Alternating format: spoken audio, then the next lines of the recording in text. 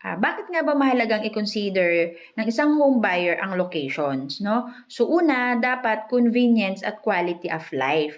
So meaning, mas malapit ang location niya sa mga schools, hospitals, sa workplace niya, sa mga transportation. Ibig sabihin nito, hindi siya less yung stress niya sa traffic, mas mabilis yung oras niya sa biyahe, mas marami siyang oras para sa family niya. And then second, mas mataas ang property value over time. So meaning, mas mabilis ang appreciate ng value ng property once na maganda ang location natin. Pag ito ay accessible, mas mabilis mag-appreciate yung value.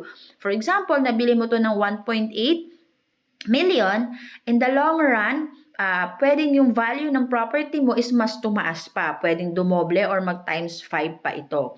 And then pangatlo, mas madali itong iparent or i-resell.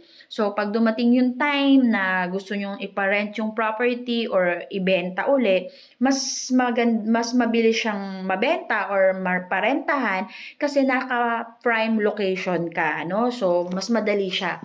And then, ang pang-apat is, dapat safe at saka yung community niya, no? Safe ang kanyang community. So, kailangan flood-free na rin siya. Dapat hindi siya naka-fault line. And then, quality yung community niya. Ibig sabihin nito, may peace of mind yung family mo, no?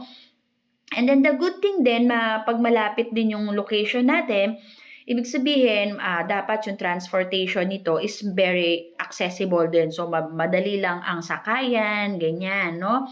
And then, the second thing is stable and long run nga yung kanyang investment. Tandaan po natin, kapag tama ang location, panalo ang desisyon mo ngayon at sa future. By the way, this is Annalyn Violenta, your property specialist, your partner in finding your dream home.